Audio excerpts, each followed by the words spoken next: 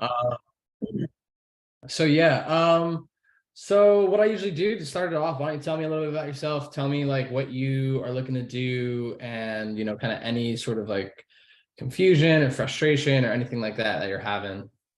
Sure, sure. So, well, first of all, I just want to express my gratitude for you taking the time out to just meet with me and help me out and give me some feedback. And I hope that equally I can sort of deliver a little bit of value to you, and you can get something out of this as well. But essentially, so last summer, I graduated from design school, and I graduated with a first class honors, which was brilliant.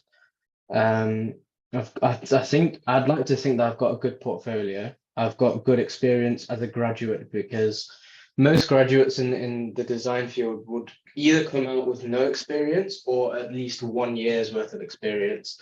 Now, I think I've got more than 1 year's worth of experience, considering that I've not only worked in an agency as a designer, but I've also worked freelance for the past 4 years. Like the entire duration of my university degree, which was 4 years, I did freelance alongside my studies. So I'd like to think that I've got like quite good design skill sets, but obviously I'm opening myself up to all these new opportunities and improving my skill set. I wouldn't consider myself as the best ever designer. Um, I'm someone who just loves learning things, and I'm like a sponge.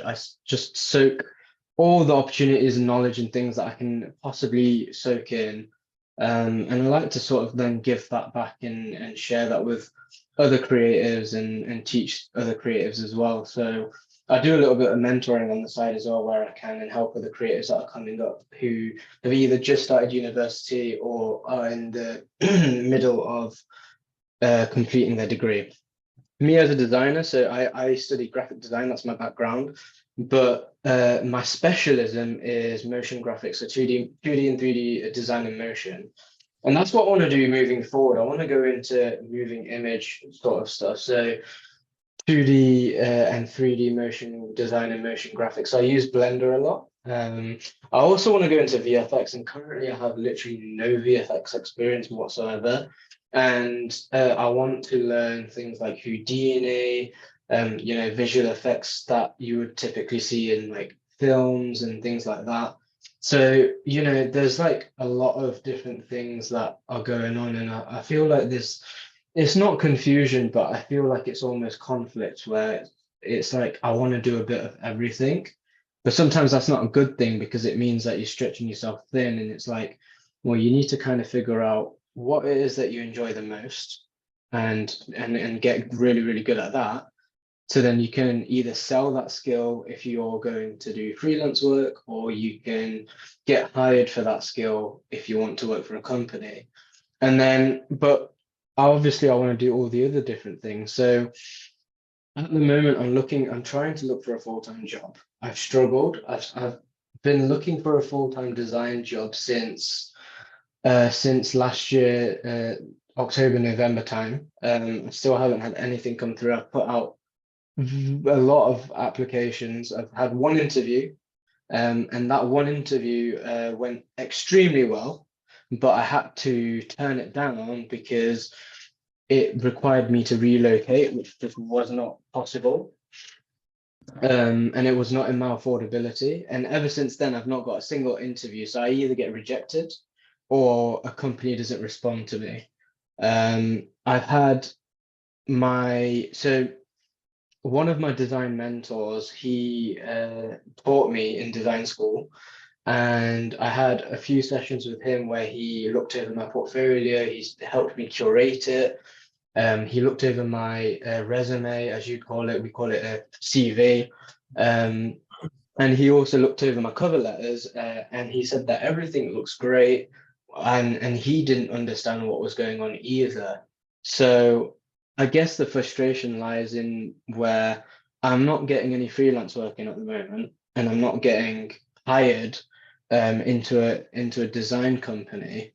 So I want to start going down the freelance route because I can't be waiting around for a company to hire me when I can be at home looking for jobs and applying for jobs whilst simultaneously working for myself so that I'm still able to make some sort of income. And so I was wondering if you were able to potentially look at my portfolio. And I wondered if there was any like general advice, what you struggled with and how you sort of broke into the industry and set your foot through the door, and how best to sort of go about that.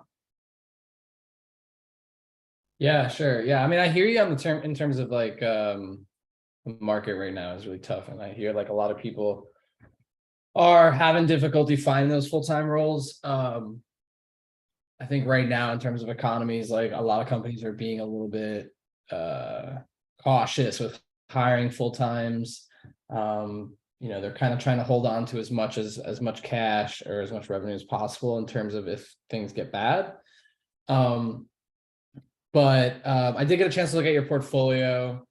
I mean, I think it's good. I think you have some really cool stuff. I think in terms of motion, the thing that kind of stands out to me the most is like the typography and the motion that you do with that stuff, because that is, I think, an area that a lot of people don't really have. Like, there's not a lot of people that are doing that, which I think is really interesting. And I think also if you just find the correct sort of like projects or like out like kind of like mediums to apply that to, you get some really interesting things. So to kind of go to kind of like answer your question a bit, I started off, I was interning a shit ton while I was in school, and I had an internship like every semester, basically something new. I was a marketing designer at like an Italian preschool when I was a kid.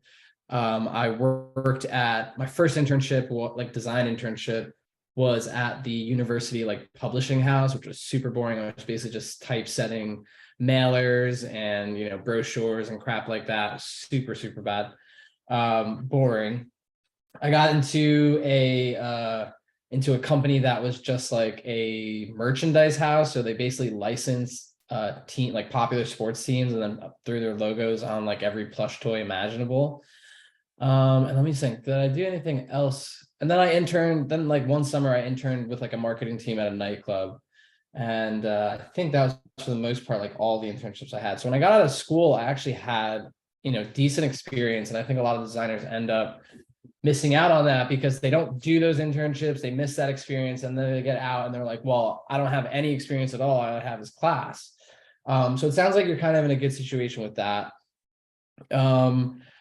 I got lucky. I started working with a recruiter right after school, and that's how like 2 weeks after graduating, I got my first job, and that was like a 6-month contract with a pretty reputable company at the time. So there's that one opportunity, or there's that one avenue where you can kind of get in touch with recruiters. There are a lot of places that do that. One that I think is actually really cool that you should check out. They're US based, but I'm almost positive they'll probably have a client here and there in the UK or some office. It's called the Academy. They are in Brooklyn somewhere in like, yeah, somewhere in Brooklyn. It's all like mostly not just product design, like they work with some really cool agencies and stuff like that. So that's like a great way to kind of get a foot in the door. And pretty like they don't really care if you're like remote or not. So that's really cool. I'll actually, I can actually like put you on an email with one of them and get that conversation going. But so like this idea of like reaching out to companies that are being hired to hire for those agencies, recruiters, things like that, that's like a great avenue. And they won't necessarily, they if you're upfront with them, like, hey, if you're looking for a full-time or freelance, they have clients that have open roles on both sides of that, which is really great. The other thing, and what I'm kind of doing more now, because like after that first job that I had, I basically, again, the market was different. So that's something to take into consideration. But I had gone from like working that 6-month contract, taking a 3-month break to try to freelance, which was not great. It was really messy. And then finally getting like, one of my first jobs, like real full-time jobs that I was there, and then getting another one. I kept on going for a while. Through that, the second job I got was actually the internship that I worked at the nightclub, the marketing team. Their designer at the time was leaving, and they needed another designer to come in, so they hired me. And then after that, I had another job in between, but that designer later on who left the marketing team actually got me my other job. So like there's always this sort of, for me at least, and I know this isn't everyone, but there's always that kind of like network aspect where someone I've worked with in the past, or someone that I've chatted with or worked on the same team with, had a good relationship with me. They had a good experience with me, and that led to like more opportunities in the future, whether it's freelance or a full-time job. So that's like something super important to keep in mind. But I think in your situation where you've been sending out, and I imagine the UK market is really tough. I've chatted with a few companies, and like over the last couple of years, and in terms of like salary expectations and stuff like that, I know it's kind of rough. But even hiring and seeing like what the creative market outside of like major marketing and advertising, I do not wish to ever like participate, really, because I know it can be definitely like a machine. It can definitely be, the value isn't really on creative or design as much either. And so, there's just a whole lot of complexities with that. But what I would say to do, like, since you're trying to figure out this like freelance opportunity, because, I looked at your portfolio, and I would say that like, there is this like, you've had experience, I get that, but there is, and I imagine, again, having the UK market being a little bit more tough, I imagine they're looking for someone that is kind of like portraying themselves as a young creative, whereas your portfolio website is more like an agency, or more like a space. So like that could be a disconnect. It looks good, but again, like I find that for young creatives, for young people coming out of school that are looking for that first time job, you want to lean more into that. Doesn't mean you can like go and create a one-off website or a Notion page or a Behance page that kind of tells a little bit more of that if you wanted to. But I just think like right off the bat, like I'm looking at like, if I got this website, it's almost like a mistake that young creatives make sometimes. They're like, I want to step out as this, like, I do a bunch of stuff and I'm my own company. And that's great later on. Like people absolutely. who are hiring sometimes want to know that you're a person, you have interests, you're willing to learn, and they want to feel a little bit more personality in that. Not to say like you made the wrong move here or anything like that, because again, I think it sounds like you're more interested in freelance anyway, but that could be one thing, in terms of like going down this freelance route, try to like get on your feet, to try to like start picking up work.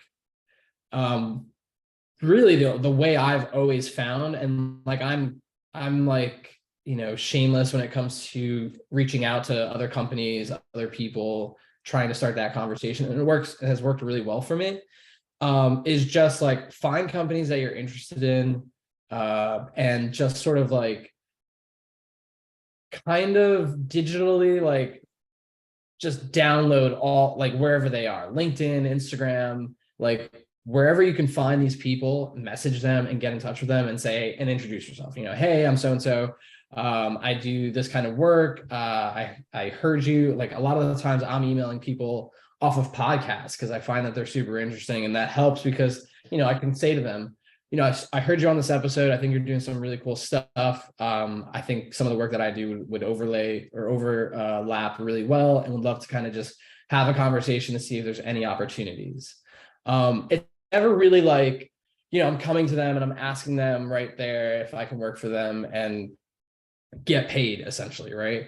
It's always, if there's any like time in the future where you need some work, I would love to be on that list. I'd love to be considered, and I, just would love to talk now to kind of get to know each other before, just to kind of like as an introduction. And people usually pretty, fairly most of the time gravitate to having that first intro call. And chances are they, a lot of these companies or a lot of these people working inside companies have those sort of like opportunities available, you know, like they have things that are going on that they're just too busy to get to, and you just happen to line up at the right time, the right place to say like, hey, I could do this. Let's have a 30-minute call and figure out what works for us. I think that works really well for me. That is actually something that I'm going to be doing more of in the next coming months. I'm sort of, as a designer, as a freelancer, I have a few clients that I currently work with that are pretty, you know, easygoing. But knowing how the freelance sort of cycle works, it's like once those clients are done and dry up with work, that, you know, you then are back on that wheel of finding new clients.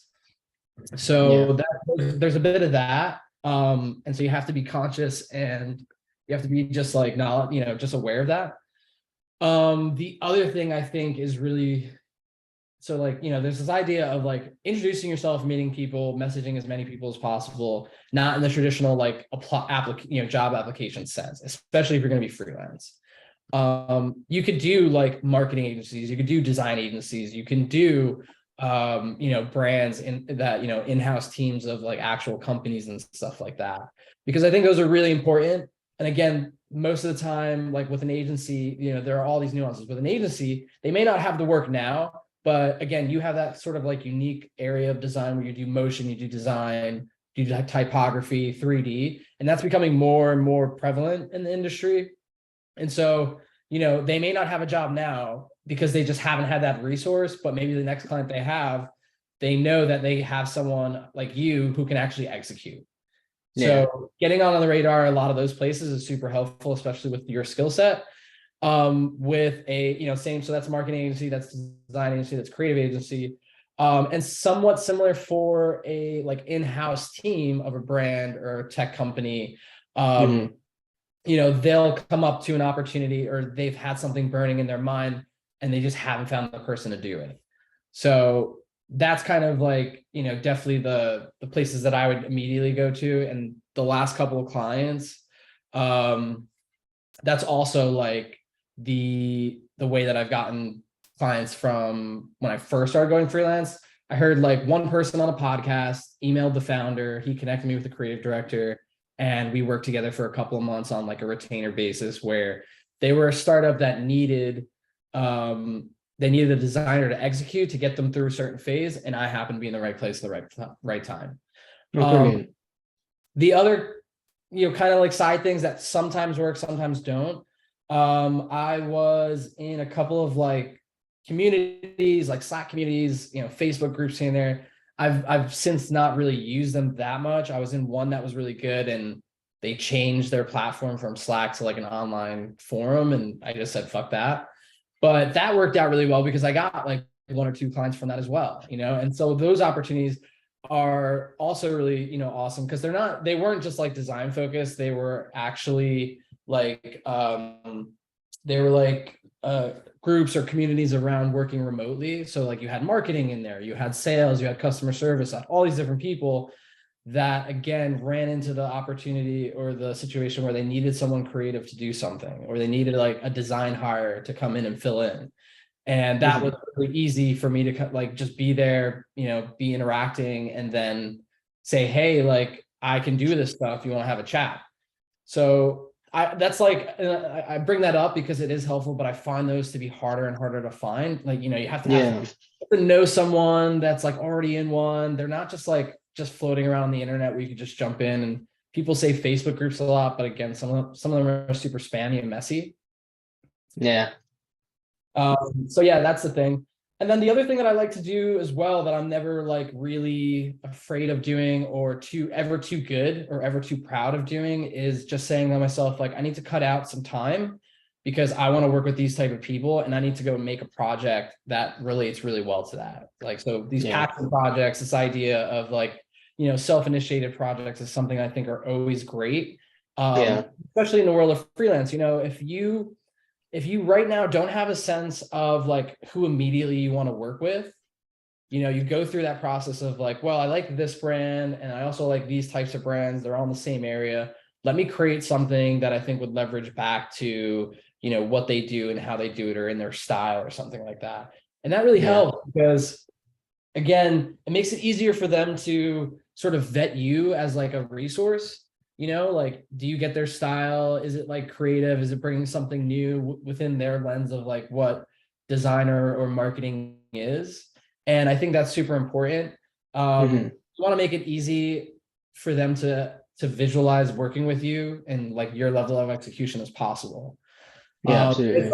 it's something that I'm doing now with someone that I'm partnering with, where we basically said like, hey, you do really, really, awesome design.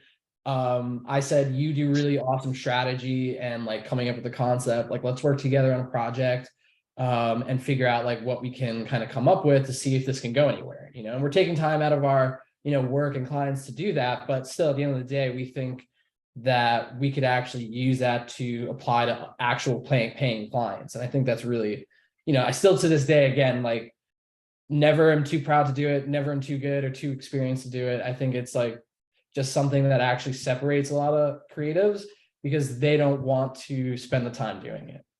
Yeah, absolutely. Yeah, no, I agree, and I think you've made some really, really good points. And I've made quite a few notes as well, which is really, really helpful. So thank you for that. I think at the moment as well, like I've got a few self-initiated projects that I'm working on.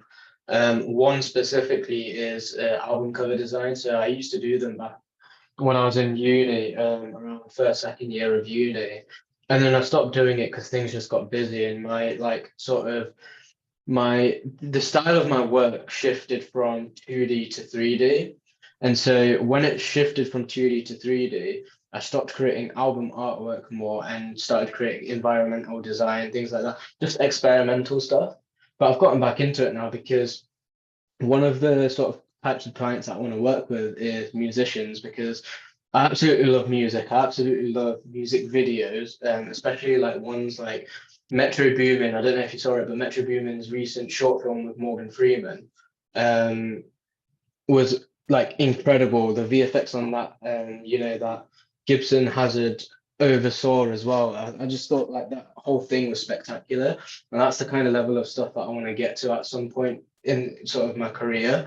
But I've started working on these self-initiated projects so that I can pitch myself to the types of clients that I want to work with. Um, and in terms of like the feedback that you gave me from my portfolio, I 100% agree with you. I think it feels more agency as opposed to personal. And especially if you want to be hired by a company, they're not looking for to hire an agency, they're looking to hire a person. So I was wondering, in terms of my portfolio, if I wanted to retain what it is currently, which is the Meta Foundry, because I wanted it separate from my identity, what would you say I can do to humanize it more or make it more sort of me, more approachable? Because personally, like I'm never happy, and I don't think, generally speaking, I don't think designers are ever happy with their portfolio or with their body of work. I just think that my portfolio, especially my website, can better communicate who I am and the type of work that I do and what this sort of, I guess, entity that is presented online is than how it's already represented through the communication that I've chosen to go down, which is, so all the text that you see, that describes what it is online. I think that could be done better, but I'm not sure how I can humanize this entire thing so that people can look at it and think, okay, like there is a person behind this. It's not robotic, it's not stiff, if that makes sense. I mean, this might be a little controversial because I would say like you shouldn't even worry about it. And I'm just going to pull up. Hmm. You don't want to sacrifice, or I'm speaking under assumption. You don't want to necessarily sacrifice the visual that you've created for this and Hmm.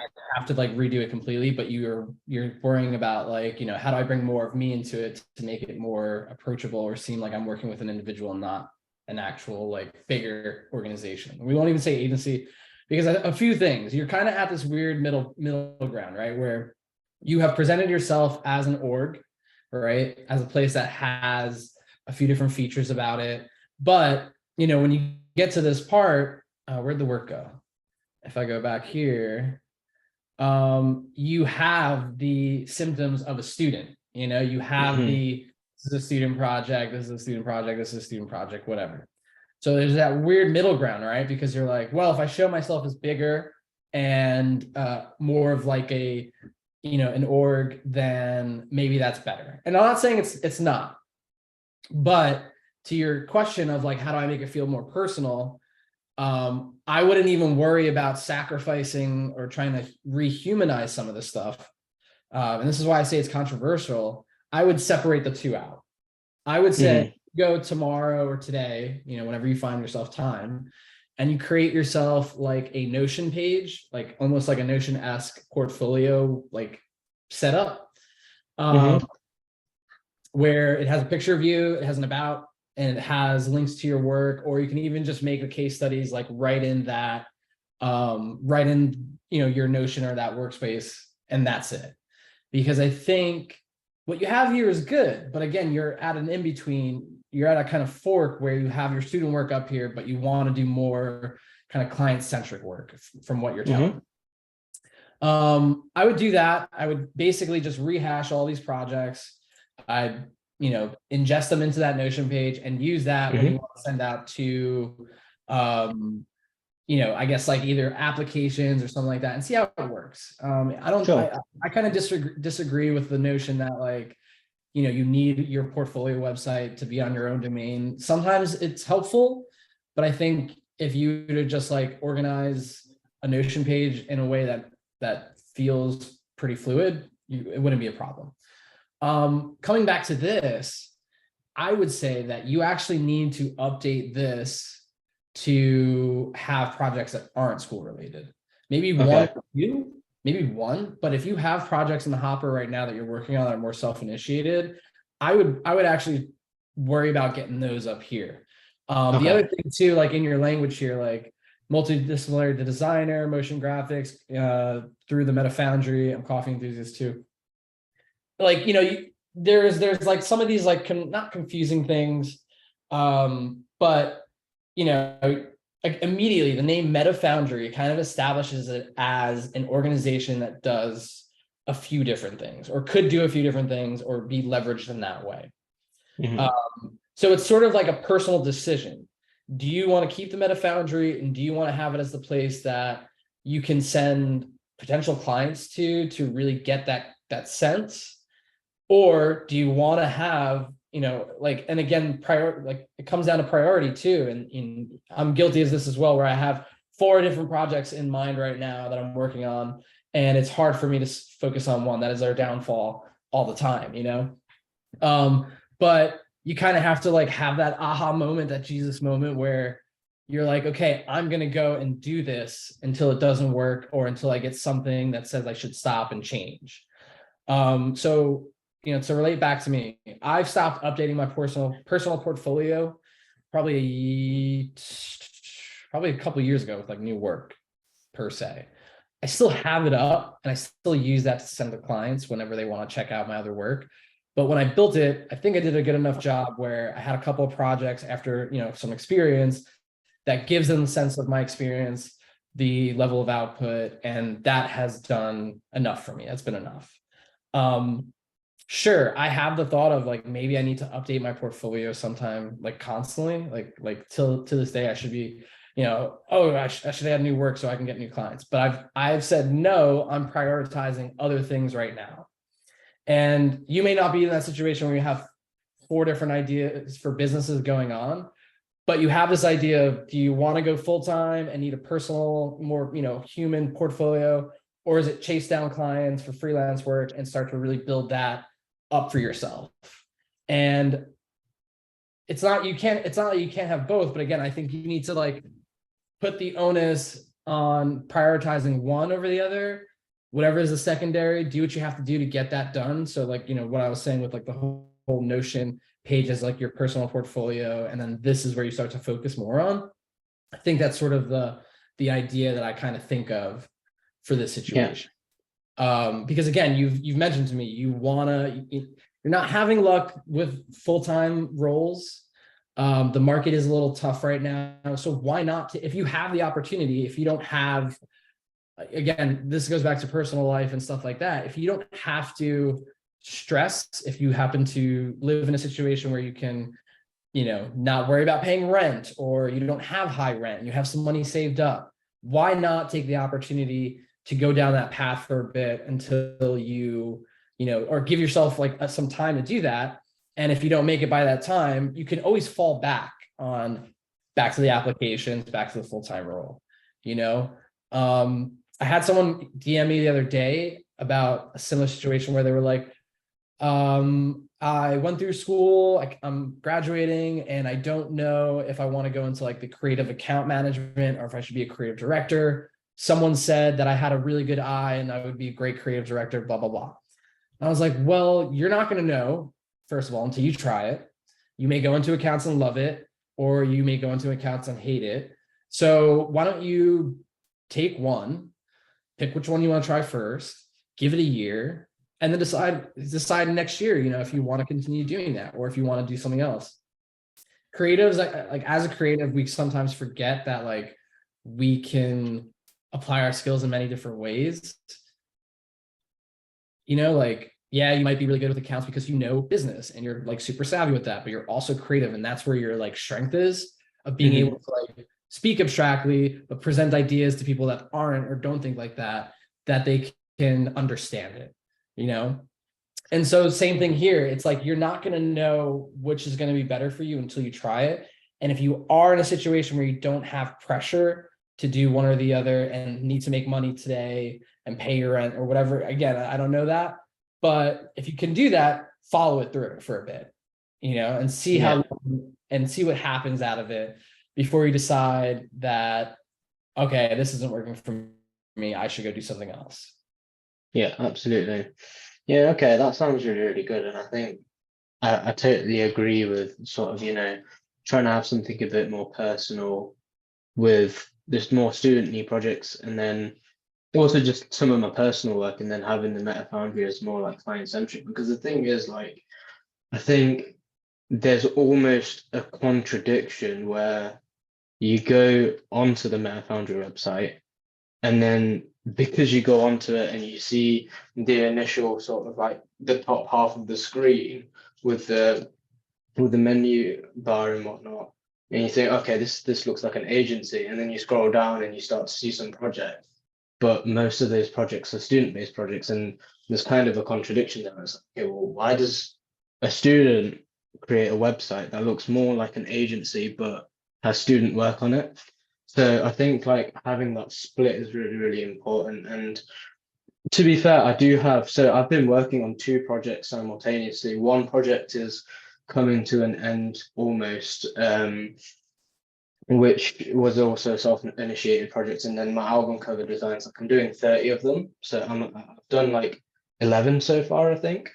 And then I'm also like focusing on other content-based stuff. So I want to like build my brand and my sort of myself up more than just the content itself, the end product itself. So I've kind of been doing these like tutorial videos as well, that everything that I'm designing, I always screen record it, and then once the project is finished, I'll put everything together, create a series of videos that can then be put out as long format content on YouTube, and then short form content on TikTok, Reels, YouTube Shorts, etc. So I'm not only just creating work that I can then pitch to clients, but I'm also creating work that then adds value to people who are also trying to learn and get up the creative ladder. So I'm doing that. So I've got two projects on at the moment that I aim to finish very, very soon. And then I can get those up on my main website, and then I can start like replacing the student projects with my better projects that I'm working on.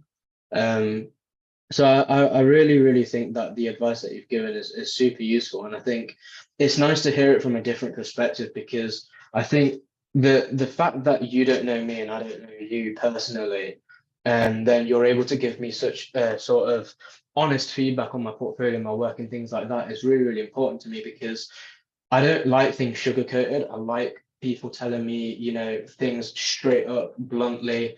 I don't take things to heart. I like things. I like people who are straight shooters, basically. Totally. And I've always told this to my tutors as well. Tell me if So I'm I appreciate. Sorry. Say, tell me if I'm shit. Oh yeah, exactly. And so, and one of my tutors did. One of my tutors once. I told them, what do you think of this piece of 3D typography? And they were like, it looked like someone vomited on it. You need to change the texture. It looks horrible. And I was like, okay, that's calm. And surprisingly, his name was John as well. But yeah, no, I appreciate the honest feedback because it allows me to sort of see things from a different perspective. And I think the feedback that you've given me is very different to the feedback that my mentors have given to me. And I think that's because my mentors know my work and know me because they've sort of been on this journey with me for the past 4 years. Um, and so to be able to see this now from a different perspective, it allows me to just go away now, get my head down and focus and sort of, work towards this goal that is, being able to build myself up on a freelance basis, but also add a bit of humanization. I am a person at the end of the day. And at the end of the day, the person isn't working with the organization, they're working with the person behind the organization. So it's important that I put myself out as a person, but I'm still simultaneously able to show the work off the way that a super cool fancy agency would as well. Um, Yeah, so I mean, yeah, it's I find after doing this for a while now, like what I say is my advantage is that like I can understand business because I've worked in, a bunch of different organizations at really global scales, that I could still chat with those business people and still be creative and get them to understand that. But also what I find to be super helpful, like you're kind of getting at here, is that personality wise, they kind of see and they get that and they figure out, and that's great that you're doing the content stuff, because I think that's what the content stuff should be for creatives like us. It's like, you know, this is the way I work, this is how I think, and you're either going to like it or you don't, or you're going to find that to be either something that like you can work off of, that like adds to your process, or doesn't. So I think that's why yeah. the content is great. But the other thing I would say, or actually I want to ask, is like, what do you want? Like, what is your like ideal project? You're talking about these album covers, and I kind of want to talk about that as well. But like, what do you want to be working on? How do you want to be creating? Because I have a thought, and I want to hear that from you. Like, what is your ideal situation? Do you want to be doing more 3D type animation? Like, what is your ideal project? I think my ideal project would be to create. I absolutely love 3D.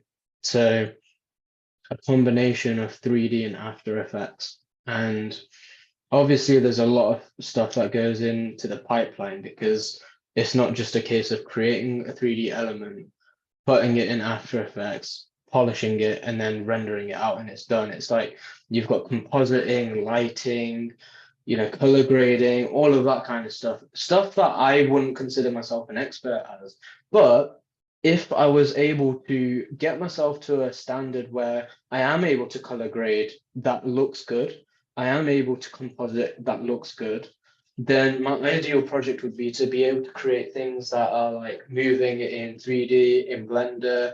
Like, for example, let's say a music video, right? An ideal project, a music video for an artist who I absolutely love, whose music I look up to, whose music I listen to a lot of, and whose music I know. So then I feel naturally I'm able to create visuals for something that I know, create this amazing music video in Blender, and put it into After Effects, add something that isn't just created out of necessity, but created out of amplifying what the music is, what the brand is, what the culture is. And at the end of it, the end goal, I guess, is when somebody sees that piece of work, when somebody sees that music video, they either feel inspired or motivated by it, or they are able to somehow relate to it, feel something. And the thing is, for me, my end goal, no matter what I've created, has always been to make somebody feel good, or make somebody feel like they can relate to it, or they feel inspired and motivated by it. And my motive for that is because I, in turn, have felt like that from other creatives or artists or designers or even musicians. And so an ideal project like for me would be a music video, an album rollout, being able to design not just the graphics, but the 3D elements and the music videos, and just do like an entire like rollout with an artist. And I know sometimes that might not be possible because one person can only do so much, but I think that would be my ideal project. And working with a musician that allows for creative control as well. Like I worked with an amazing guy who sadly passed away last year, who was also one of my tutors, but he had his own record label and he was an independent record label. And I worked with him the year before last year on a music video and for one of his artists signed to him. And he trusted me with the entire music video, created the entire thing in Blender. He knew I was new to 3D, but I talked him through what I wanted to do. He was like, yeah, that's cool. You go ahead and do your thing and come back to me once you've got visuals. And I did that. And although somehow I've already created my ideal project, or at least worked in my ideal project, I'd like to do that again because I love working with people who can sort of see creatively what they want on the same, like they're on the same page, if that makes sense. So that's where I'm at the moment. That part comes with, I will say, because I mean, I think, everyone has that, right? Like the creative control aspect to it. I would say this, like it comes with experience, and not only in terms of like years of working, not so much on that, but like the experience of working with that person or knowing that that person trusts you. It actually, Yeah. let me rephrase that. It comes with trust. It doesn't Yeah. really necessarily come with experience. It comes with trust. So if you have a relationship with that person, chances are they're more likely to trust you to go and do things independently. So don't let that but I want to say with that, don't let that be the only thing that allows you to work with people, where you need that level of trust at this level, because you're young, you're trying to get the ball rolling. You will have to make sacrifices in some opportunities. Speaking about this like album thing that you're doing, because I want to give just a little bit of like couple of tips to the website. I will say this. If I was someone who, it sounds like, one, you want to work in the music industry a bit. You like the idea of having, visuals created or visualizing the sound or the feeling that the sound gives you. I think your website, you need to have more of that. You have more static images than you do that are motion, and I think you need more of that. I saw you have like a reel, and whether you use the reel or some of this new work that you're creating, but I think like your first thing behind on that header of your site where you have the scrolling meta foundry, I think you need to have some sort of video playing in the background that has all of the 3D work, animation, type, movement, stuff like that, because that is the first impression. And I think that is going to get you further along into this idea or to this goal of like working more with those projects. The other thing I want to mention as well is, I know you mentioned you're doing album covers, and I think that's great. You're taking the time to do this. You said you're trying to get 30. Something to think about. I'm not saying you need to do this or you don't. I think you need to sit with it and consider it. Instead of doing 30, right? Because I imagine they're all flat artworks, correct? And then you're working with type. You're still being creative. Totally get that. Instead of doing 30, why don't you take 3 or however many, it could be 1, and do that idea of a full concept rollout, do the album cover or come up with a concept for it, apply it visually to the album cover, apply it visually to, animated socials and how that could work, apply it to an outdoor billboard like you're seeing with Nike, where they have the billboard sort of wrap around a corner. Like, could you do something with that? And then, do that. Because I think, again, it's like that's speaking to more of what you just told me, where you want to work on that level.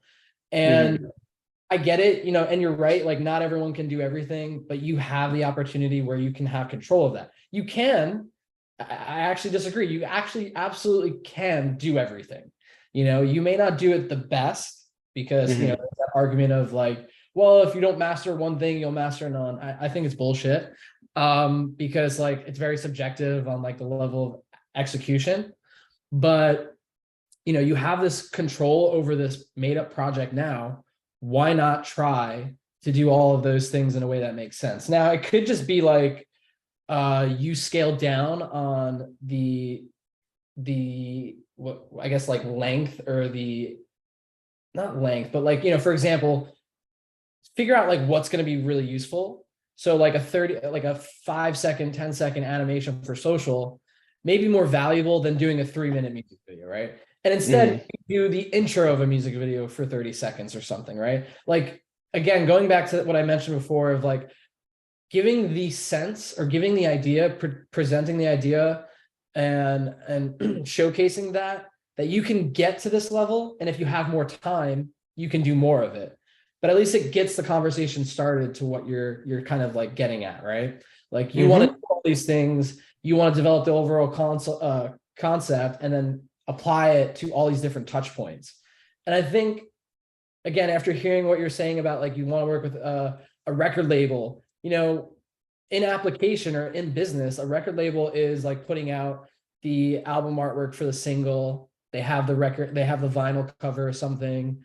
They have assets for social that they put out. They have event flyers, all of that stuff. Like how do we get your work to not necessarily fit into that, but to identify as like this is how everything could go, right? Yeah. I think that would be more valuable than having like say 30 album covers that you design, which I'm sure are great, whatever. But it just, to me, you're then missing out on like the motion part. You're then missing out Absolutely. on the free aspect and things like that. And that's why I think like going back to your portfolio, going back to the MetaFoundry website, that first thing that I see needs to be like a crazy, cut scene or demo reel of like all these different, cool, intricate things that you've built up. Yeah. Same thing with like so we're going down, and again, we talked about like the separation of having a personal location and having this MetaFoundry be independent of that. Mhm. Which, by the way, if you wanted to do like a personal page, you could just like create it off of this. That's just like sham.metafoundry.com. And that is your personal, place of work. And you can kind of move all your student work there to still have it. It doesn't have to be in Notion. It could be a number of different ways. But anyway, Mhm. when you get to the work part, I also want to see more of this motion, this type, all of this stuff. Because again, I think like that is what you want to work on. That is what you're good at. Seeing anything flat is just like, to me, a missed opportunity to show off like all these things that you're doing, you're creating. Do you know of a studio called Dia? I don't know. Dude, you need to look it up. I think it's dia.tv. Let me see. Okay.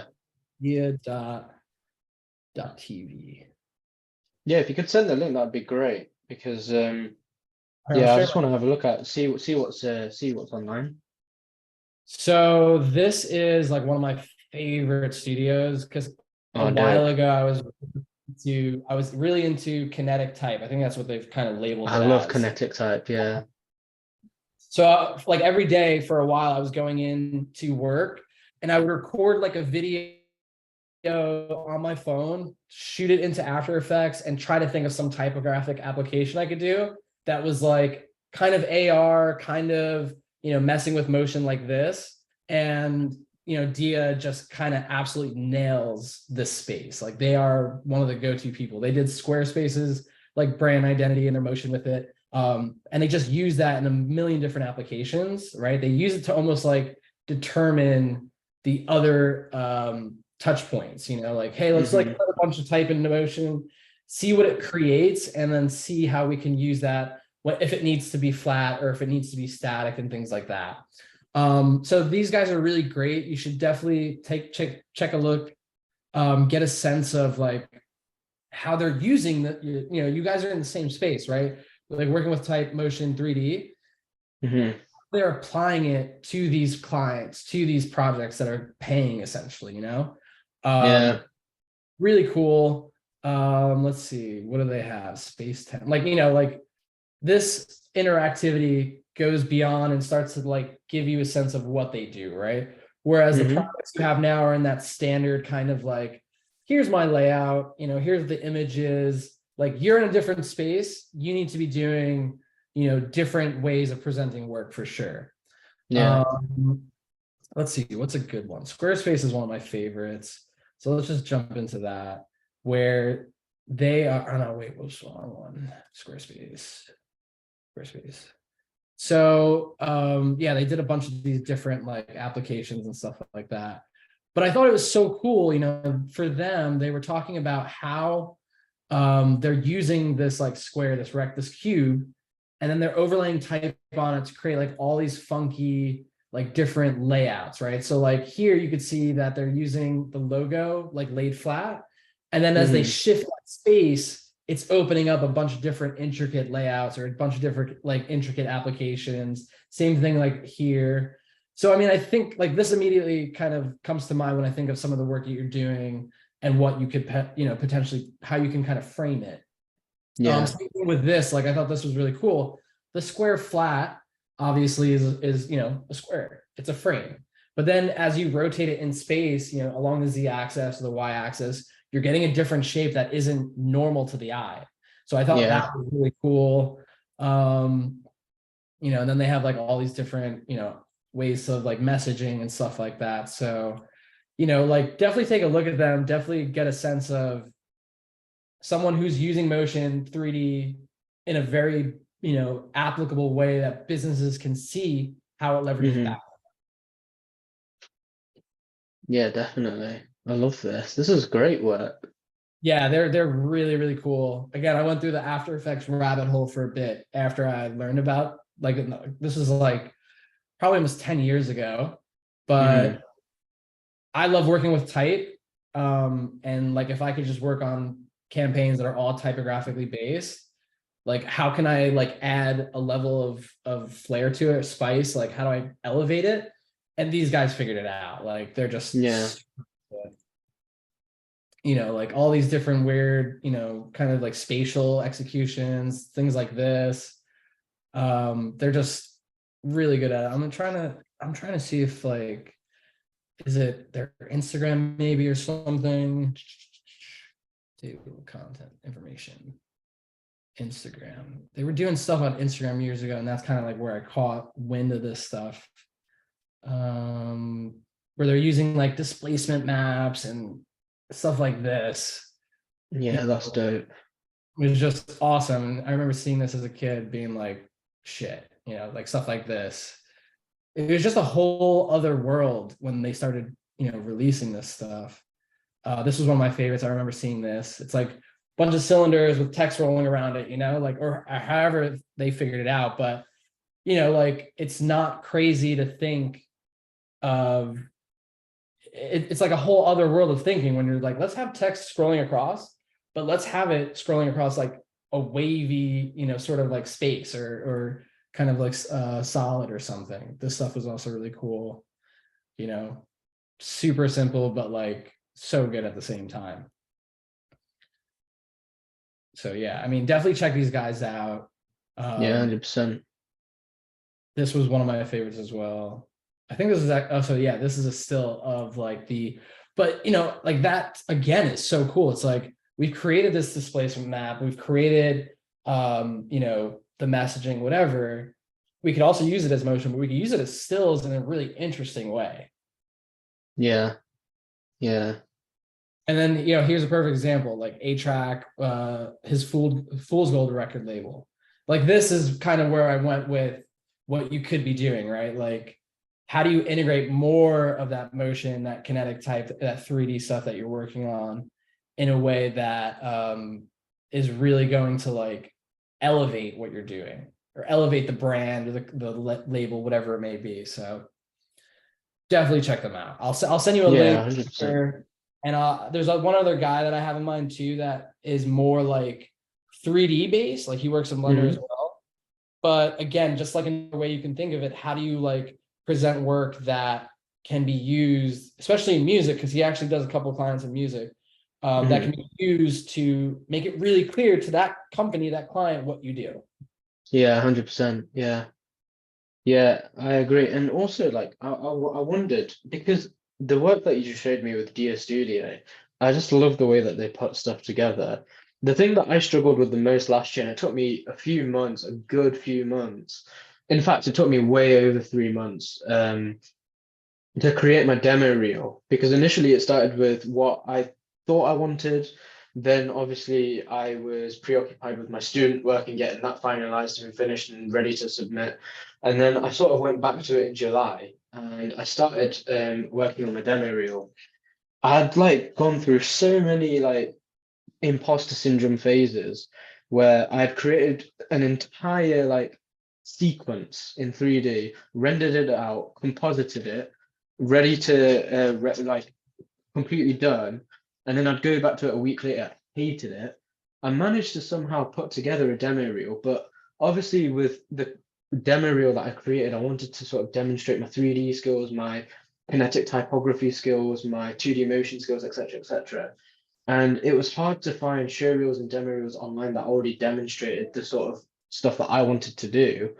Is there any advice you can give me in terms of creating a reel now, based off of the work that you've shown me and the based off of the work that you think I could execute? Because the thing that I struggle with the most is putting different pieces of work that I've created together in a coherent way where it doesn't seem like it's off. And I've seen that a lot of show reels have like a really great range of work from different styles to, different industries that they've worked in, but somehow it just doesn't mesh very well together. And I understand that the point of a show reel is to show the work that you've done, within that year.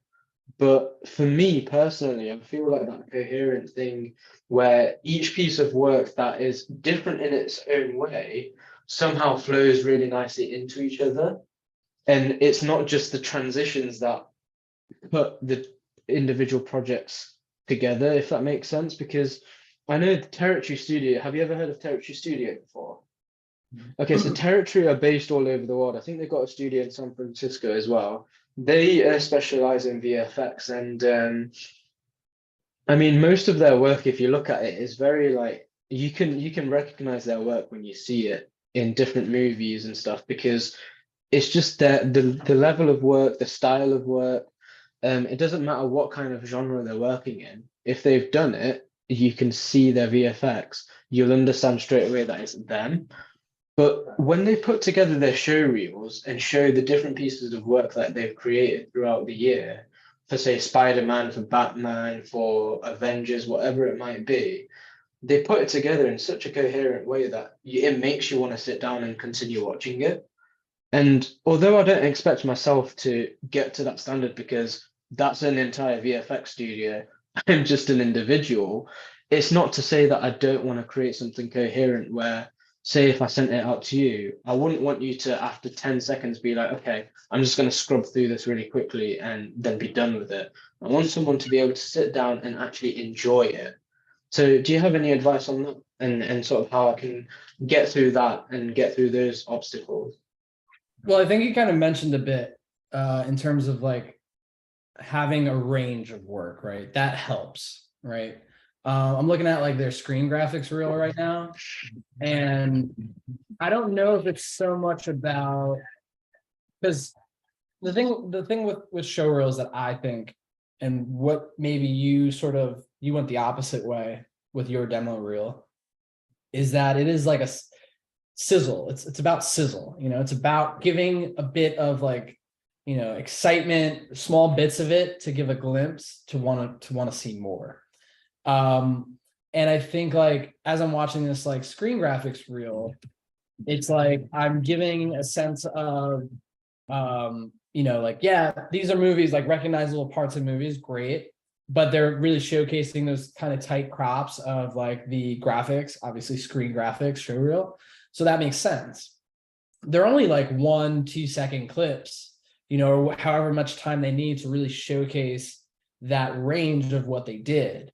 For your situation, again, you mentioned range. Range is important for something like this because it's going to allow you to do those quick cuts. And I don't think it is so much about cohesiveness. And to be honest, like, this is an assumption. I don't work in this. I don't have to create a demo reel. If I did, for my design and branding and stuff like that, I'd have a sense of what I want to do. But this is how I would approach it to make it a bit easier. Same thing with music. Same thing with when you're working with music. You want to create a feeling. Me, I usually start with music. Let me go find a track that I think is going to be like punchy, relates to me, gives a sense of my personality, and will also sort of like give a sense to that work, you know, or the style of work. Use that as like a kind of like a kind of like an underlying skeleton, right? Then for your situation where you don't have a lot of work that's like, you know, or you don't have a range of work that's all the same, you know, screen graphics or whatever it may be, I would actually use that to your advantage and show like the breadth. The thing I think you did really kind of nicely, or the thing that stands out to me that kind of relates to this, is this, like, if you go to your play tab and you have that right side where you have like all these different type executions and they're just kind of cutting through, I would do something like that, right? Okay. And I think like even these smaller pieces, right? Because I think the things in your demo reel are like larger pieces that you've worked a little bit longer on and stuff like that. And yes, you're trying to show cohesiveness with the transitions and, you know, the zooms and things like that. But it's like too much, you know, you're trying to tell too much of a story when this is supposed to be just like a sizzle reel of your skill, right? Yeah. So you want to get in quicker. You want to have different views. I mean, you know, this one thing that you did where it's like the kind of modular keyboard. I would, instead of like trying to focus, like have like a 5-second, 10-second like part of that, I would cut it up. I would have like different parts rendered out, stills.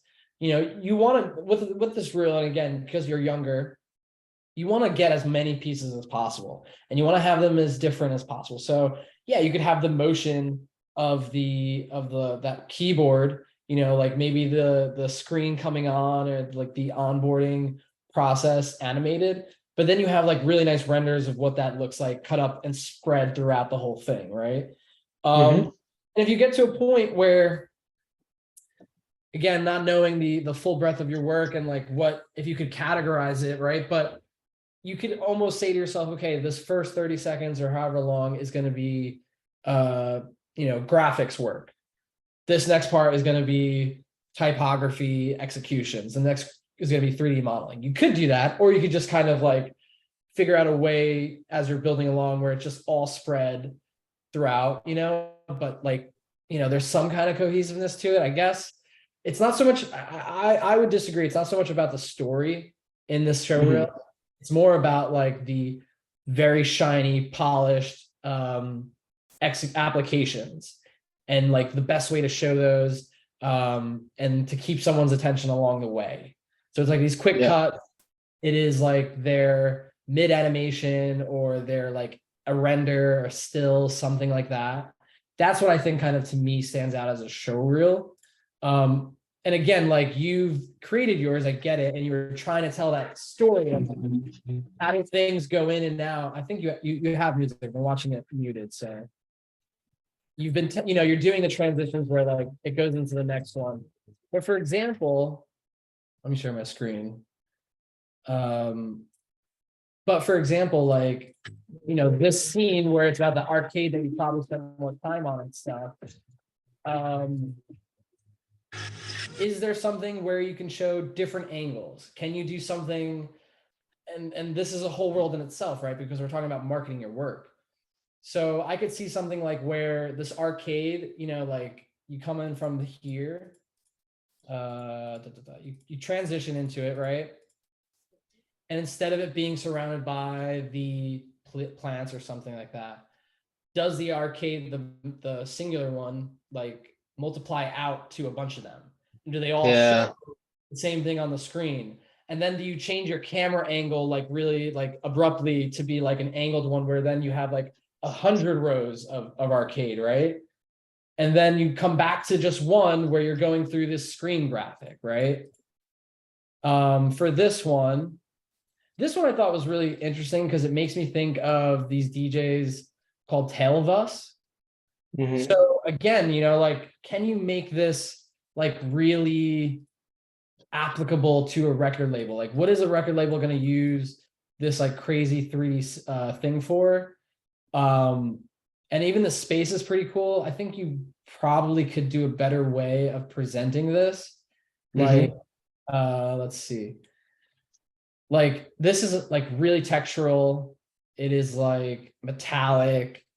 And I think almost I want like a tighter view. So like what kind of comes to mind for me, and again, like I don't work in the space. Can the camera be lower to the floor? So you get this reflection. Can you make like an aisle that is a little bit tighter where you're getting the other reflection of these objects that you've created? So like these little chairs, whatever. Like, and then as you're coming to the end is where like the thing comes up. Now it doesn't have to be, you've done this all in one sequence, right? Like all one thing.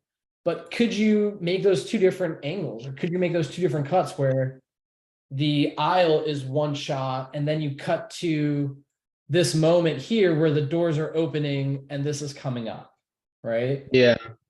Like it's still telling that story, but like again, we're getting more shots out of it that make it Yeah. like this. I created this one thing, right? Like you have to be a little bit. You have to be a little bit aware of how you're presenting this and marketing this. And what's going to tell more of that story is that like you have the cohesion comes from that sequence. Then from there you can cut to a completely different thing and tell a different story. Yeah. Like I'd want to see some of this like glowing stuff. So again, another camera view. Can I start from the hands and see what's like causing this glowing stuff, whatever it may be? Can I get a detail of the face? Now, you may have presented it this way because you don't want to show those details, but just something to think about. Yeah, absolutely. Record label. I think you could do, I get why you did this. I think, yeah, I don't know. Again, like for something like this is a record player. Does this have motion? Yeah, okay, so that has motion, right? So like, again, different angle. Show me that, like, give me a close-up of just this part from a different angle while the record player is spinning. What else is moving on this?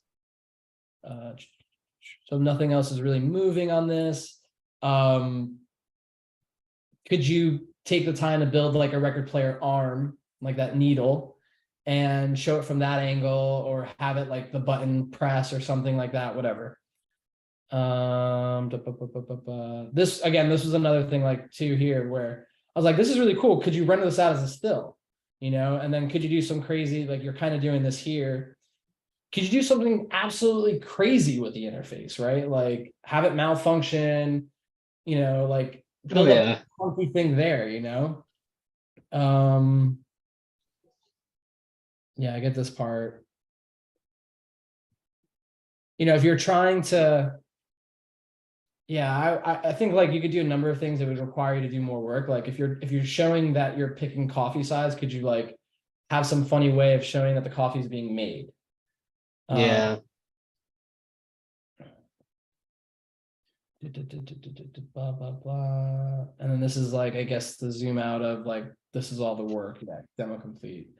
I would almost, again, focus more on, instead of trying to show like, you've gotten to the end, and build up these 3D kind of environments. I don't know if that's like something more you want to do, or if that's your strong suit or whatever.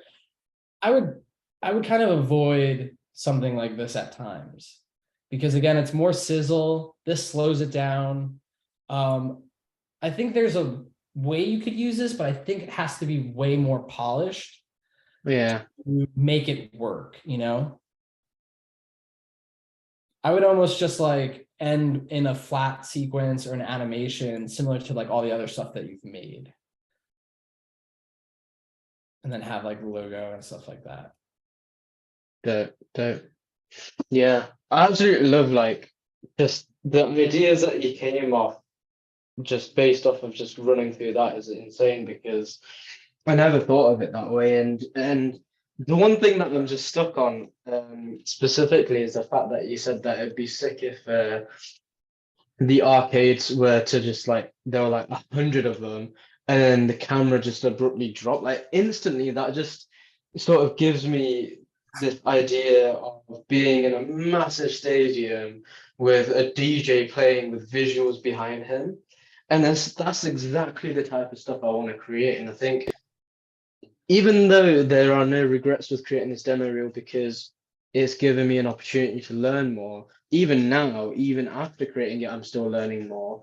I feel like this was a missed opportunity, and now I can sort of bank on that opportunity and go back to this arcade and potentially create that as a visual, even for like one of the album covers that I'm currently doing. Um, I think that would be super cool. Like I guess I've got like so many ideas coming to me now, and it's really really great because some of the album covers that I'm creating is sort of along this line. And so the way that you said, like, okay, well, why not choose 1 to 3 of the album covers that I'm doing and just do a full album rollout with one of those, and even just go to the extent of creating like 10-second visuals and see how that would be put across through social media, like on billboards, short form content, long form content, things like that. I think that's really, really, really cool. And also the thing that you said about how it would be really cool if there were different angles for different scenes, especially when you said that there was kinetic type on the record player, and how it would be cool if there was like a close-up shot. And I can just almost imagine what if it was a really close-up with a depth of field where like the background was slightly blurred, the type was at an angle where like you could just see it emerge. And it's just animating in sort of a distorted way because that's what it was distorted type. You could see the type itself, but also the textures, and it would just be more sort of in depth. And I feel like that's the thing. So I feel like there's a parallel here where in order to also keep someone's attention span, especially when like everyone's on TikTok nowadays and they're just constantly scrolling, scrolling, scrolling, and it's hard to keep someone's attention.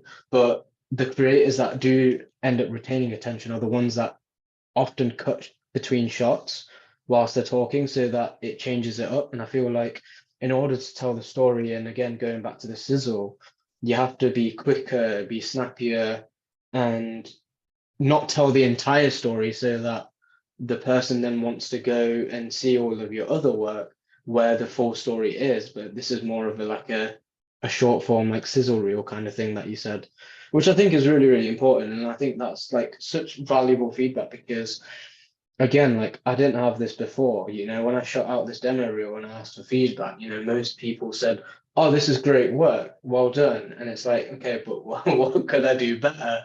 It's like, well, you've done your best, haven't you? No, I haven't. Oh, yeah. This is just the beginning. So, I really appreciate the fact that you've gone out of your way to even just put up those minute things that I would not have picked up on otherwise. And it's nice to see that you're able to pick up on my existing work where I could do better because I'm seeing my own work now, months and months later. And I'm like, okay, I understand now where I could have done better. Back then, because I had released it, I was like, oh, this is great work, like I could have done better, but I don't know what I could have done better, and now I do.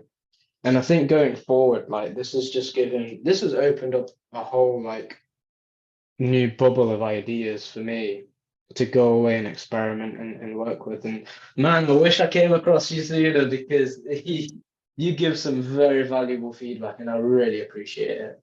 Good, I'm glad. I'm glad. I'll send you some links. Because there's another guy I want to send you because now you're thinking like music visuals, show visuals, DJ visuals. Like he just did work for like Peggy Goo, so he's like a good example Sick. too of again like how you can just leverage that, how you can like apply it to it for it to make sense. So I'll send that in an email along with like Dia. But yeah, man, I'm glad it was helpful. Listen, if you have any questions, like shoot me an email. You have my email. And yeah, man, like you're doing good stuff. You're on the right path. Just yeah, now it's like you're out of school and now it's time to think like real world. How do I get that? How do I make it so I'm glad I can help out with that. And yeah, definitely stay in touch, man. I'm looking forward to it. Likewise, man. Thank you so much for your time and effort today. And just keep doing what you're doing because I love your content on TikTok. You're doing great stuff. And it's really, even the stuff that you're putting out on TikTok, like it's valuable. That's why I followed you. And then obviously I came to know that you were doing these portfolio reviews. I was like, man, I need to get a chat with this dude, even if it's for like 5 or 10 minutes.